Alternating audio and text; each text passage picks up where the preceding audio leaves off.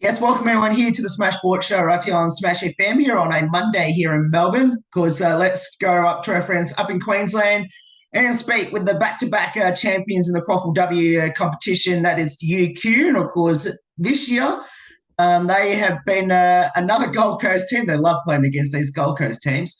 Last year they beat Bon Uni. This year they beat Southport.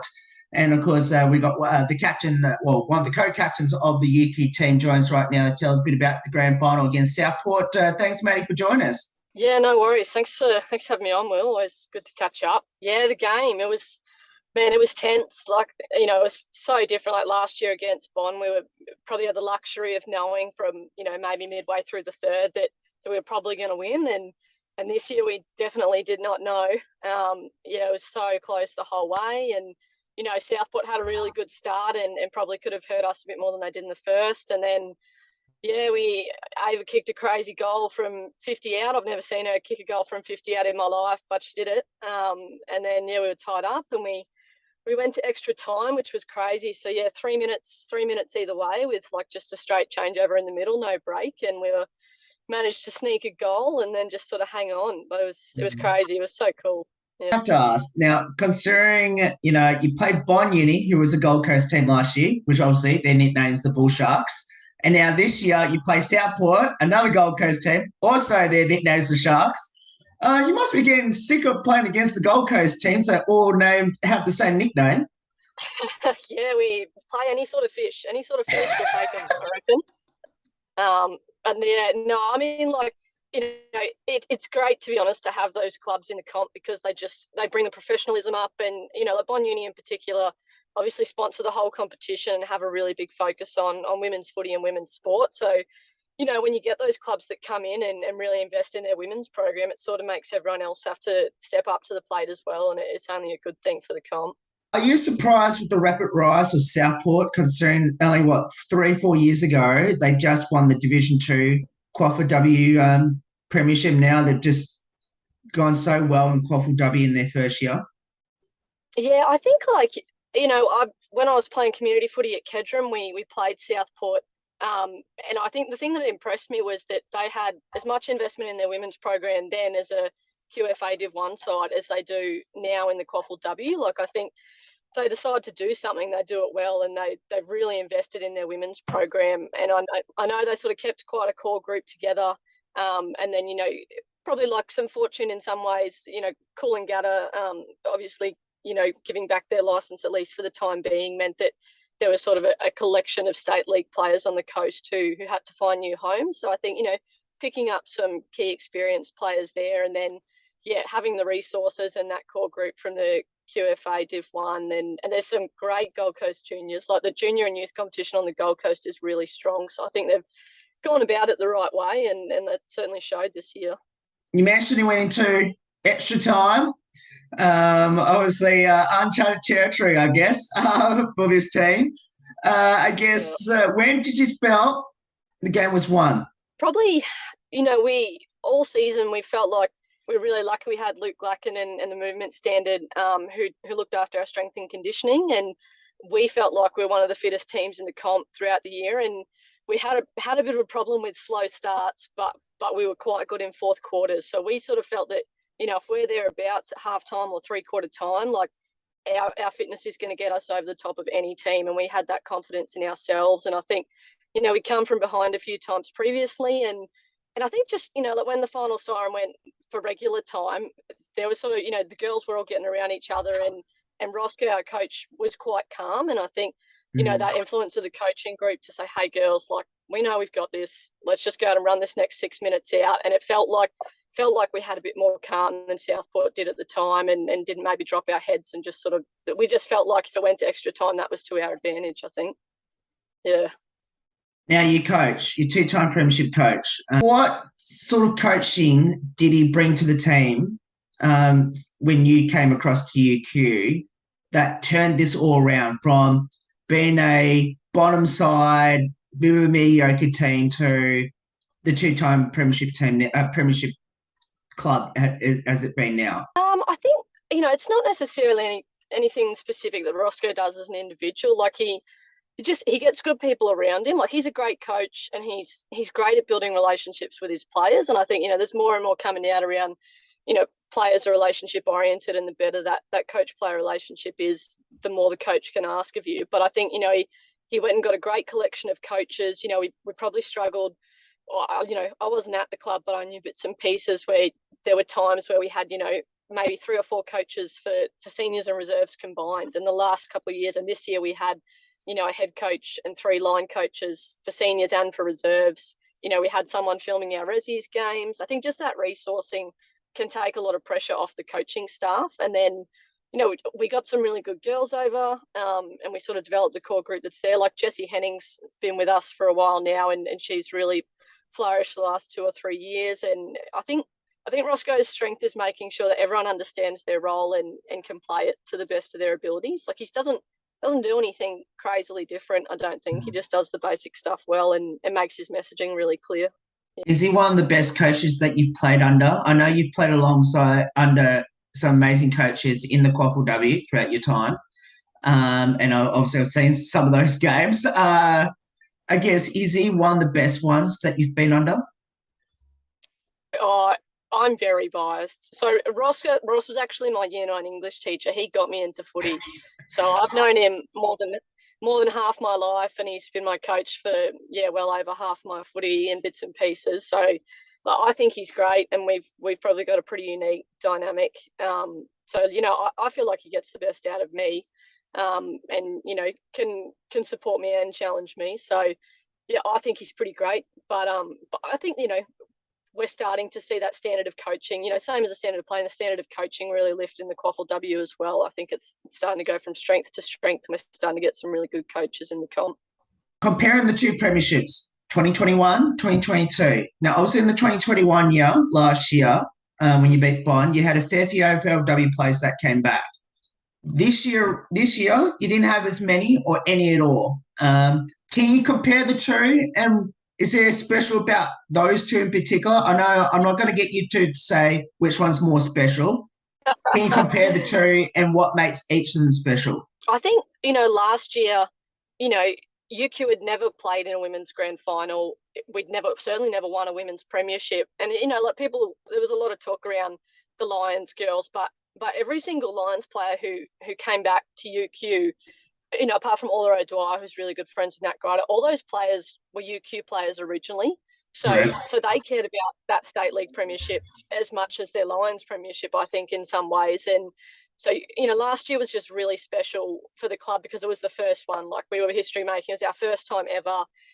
It was really special. And then I think this year, there was this perception externally that we only won because of our Lions players, and we probably won't do it this year. And, the preseason media stuff for the captains, who's most likely to be in the grand final other than your team? Nobody said UQ, I think, except for maybe Southport. And so we felt like we had a little bit to prove this year and a bit of a chip on our shoulder. And even going into the grand final, like, we didn't lose to Bond all year. We didn't lose to Southport all year. We finished top of the ladder. And people were still asking me, like, oh, you're probably underdogs. Like, how are you feeling about the game? I don't think we were underdogs. So we probably felt like we had a bit to prove this year, I think. Yeah. So that was pretty special. And obviously last year with COVID, like, the celebrations were probably a bit muted. Like, you couldn't sort of dance anywhere, and, people couldn't run onto the field after the game. And we had those moments this year, which was pretty cool. Yeah. You mentioned about being the underdogs. Now, obviously, that one team that did predict yourselves to be there was Southport, which, funny enough, they made it to the grand final with yourselves. So, did you sort of thank Southport in some ways that, they didn't underestimate you guys? Oh, yeah, a little bit, I guess. Yeah, they I think they just, they had a lot to prove, obviously, coming in from the QAFLW, and they sort of just wanted to show, I'm assuming anyway, they wanted to show the comp that they were at the standard. And yeah, we felt like we had a pretty healthy mutual respect with Southport, I think. And got a lot of time for Ryan and Jess and the leadership group at Southport. And I think that sort of went 2 ways, that respect. And yeah, I think they're a great footy club, and I think they're going to be a powerhouse to the comp, for quite some time. I'm assuming you were the first one to hold the Premiership Cup with your co-captain? Yeah, me and Marnie held it up this year. Megsy held it up last year. So then it was me and Mans this year. And And then I think the cup sort of definitely did the rounds in the celebration. So it was pretty special. Like obviously, you know, Marnie's an icon, a life member of the club, and a bit of an icon of female footy. And it was her last game, so it was pretty That's special right. to share with her and Megs. Yeah. How good was it to hold the Premiership Cup on that, guys, before your teammates swarmed onto you? Yeah, pretty cool. Yeah. I don't know, like it just, you know, obviously like every team, you put in so much across the year, and it's such a close game, and you almost like, it's almost that sense of like, I can't believe it. Like, I can't believe it's done. I can't believe we won. And then you've got this cup and it's real and it's there. And it's definitely something I won't forget. Yeah. Does the cup get lighter or heavier every time you hold the cup? Considering you won it last year. Depends how many drinks are in it, maybe. I don't know. No, yeah, I don't know. It feels pretty great. Like, I think, you know, we've only won a couple, but and I've heard people who've been lucky to win more speak, and I think every year is always special in its own way. Yeah, every cup's a bit different. Do you aim next year to make it a three-peat? Yeah, I think so. I mean, you know, you can't take anything for granted. Like, you've got a target on your back now, and everyone's coming, and Southport are going to get better, and Bond will be back and running, and, you know, Becca and Dollar's got a great thing going at Coops, and Maroochydore will have a new coach, and, you know, everybody comes to play, and Aspley will be thereabouts. But yeah, I'd be lying if I said we weren't trying to go triple headers, three-peats, whatever you want to call it, back to back to back. Like, we play to win premierships and to get girls drafted and to develop individuals, but our club exists to win premierships. Yeah. You mentioned about Maroochydore. I think the top four this year was actually, other than yourselves, that was the only Brizzy team in the top four. Everyone else was Gold Coast and Sunshine Coast. That must be pretty good to know that, you know, it's not just purely a Brisbane-dominated QAFLW top four. Like, you know, the likes of Sunshine Coast and Gold Coast stepping up and putting their name out there as well. Obviously, yeah, the Gold Coast is really strong, and Maroochydore have been great, and they've got a great talent pool on the sunny coast. But, you know, the league in general, probably this year more than ever, was quite well balanced. You know, Aspley and Maroochydore and Coorparoo were all kind of competing for that last final spot right up to the finish, really. And, you know, like, we lost to Yeronga, who were second last. We lost to Yeronga in one of the last rounds of the season, and we won the premiership. Like, I think if you didn't show up on the day, like, you were going to get beaten, and it was a really competitive competition. Yeah. How long did you wear your premiership medal around your neck for, and did you sleep with it? I think I might have taken it off for sleep, and then I definitely put it back on for Mad Monday. We had a Australian Icons themed Mad Monday, and at one point on Mad Monday I had two. I'm not sure how I ended up with two. Someone was left on two or something. But yeah, no, I wore it for a fair while, and then, you know, I'm lucky enough to work at the AFL. So when I went back to work on the Tuesday, everyone was pretty understanding, I think, and yeah, it's nice going to work in footy when you've won. Not so nice when you've lost and everyone's asking about it, but it's a pretty cool place when you've won one. Now, because seeing you got to hold the Premiership Cup, did you kiss the Premiership Cup at any stage? Oh, I must have at some. Yeah, I reckon so. Yeah, not sure if there's a photo of it, but I definitely did. Yeah. Yeah. I have to ask now, of course, I know you from playing not just at UQ, but playing in the QAFLW for Zilmia, which obviously they no longer exist. So tell us, for anyone that misses out on all our other interviews we've done, where did footy started, and why did you choose it? Yeah, well, Ross Clayfield was my Year 9 English teacher. So I grew up in Victoria, so I grew up with footy. Moved to Queensland when I was 10, and then, yeah, when I was 14, he said, hey, look, we've got this school footy team. Like, you should come play some school footy. So I went and played some school footy at Kedron State High, and played in the equivalent of the Q Schools Cup, the state comp, which was at the time called the Brisbane Lions Cup, and we lucky enough to win a few of those. And then that was when female footy was sort of first kicking off in Queensland. There was a women's comp, but it was only sort of 4 or 5 teams, and the youth girls was just starting. So there was the under 16 Southeast Queensland rep teams. Played in a couple of those, and then played in the first, one of the first Queensland under 18 state teams, and then, yeah, my first year out of school, went to club footy at Zilmere.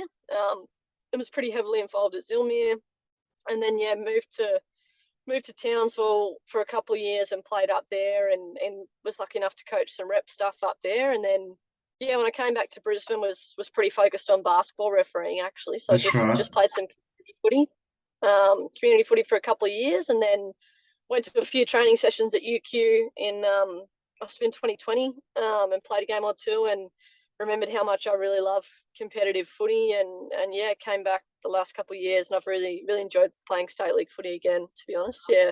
You mentioned about basketball refereeing, which we can see clearly by your shirt you're wearing. So has footy helped you in going to fitness and what to expect at a high tempo states game like the WNBL or basketball in general? It's definitely beneficial in the sense that like I don't feel I necessarily have to do a lot of specific fitness training for basketball, because we do, the basketball refereeing stuff's a lot of short sprint work, and a little bit of yo-yo's our fitness test, and that's the sort of stuff we do at footy anyway. So I'm pretty lucky that I can use footy training as my refereeing physical training a lot of the time, and then I guess it's good to play a sport and keep in mind the perspective of being a player, so that when you're refereeing, you can understand where the emotion comes from and engage with players a bit better, I think. Yeah.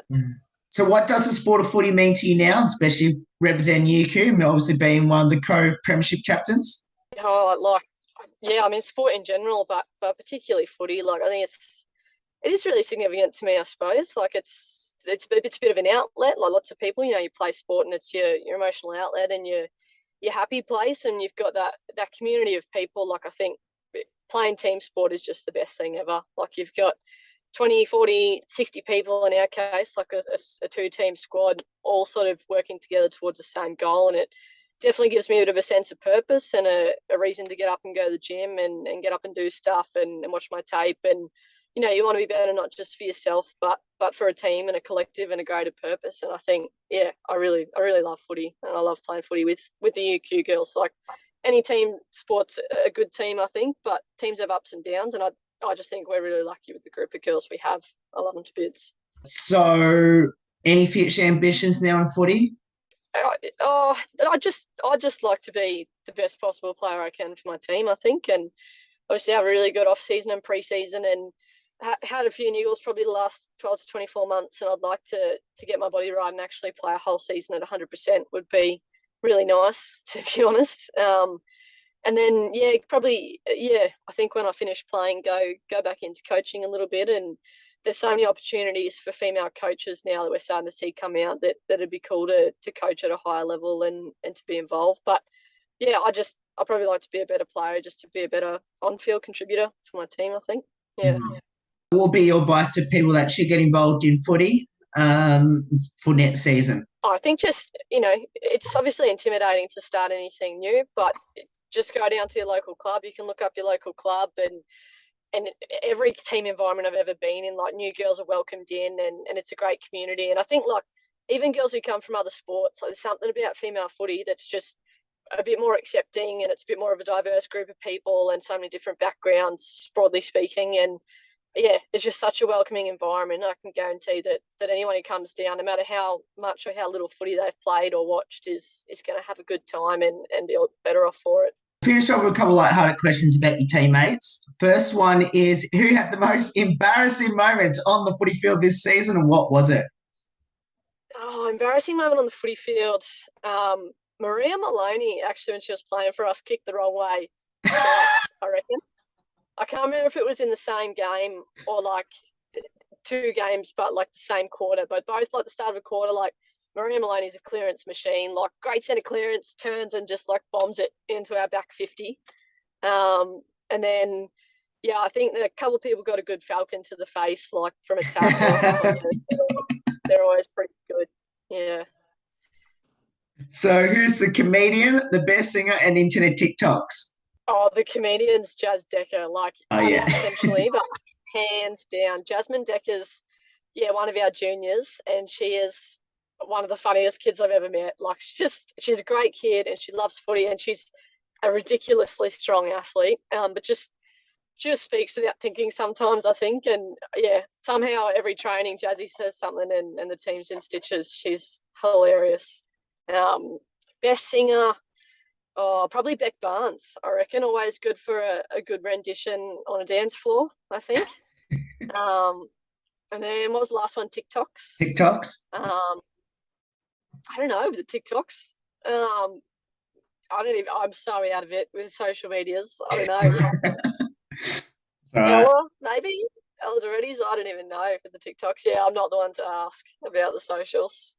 That's I feel old. Don't worry.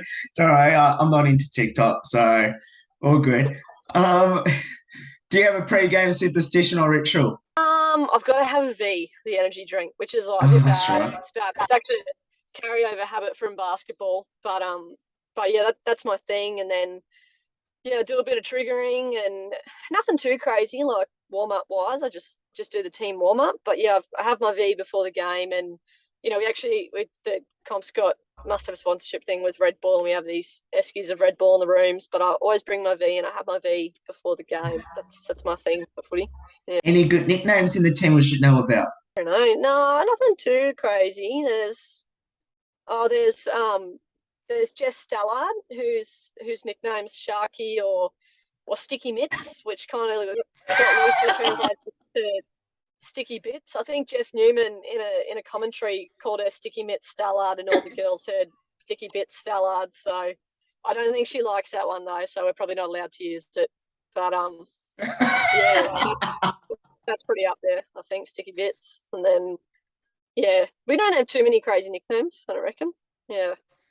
Yep, I do remember that one actually. And two final ones. Did the team have a fine system this year? And if so, who got the most fines? We didn't. We actually talked about it at pre-season, and then it just kind of fell over. So I think that's on the cards for next season. But if we did, I reckon Jasmine Decker would have hands down been handing over all of her money.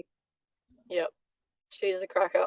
And one last one. Describe your team as many words as you like.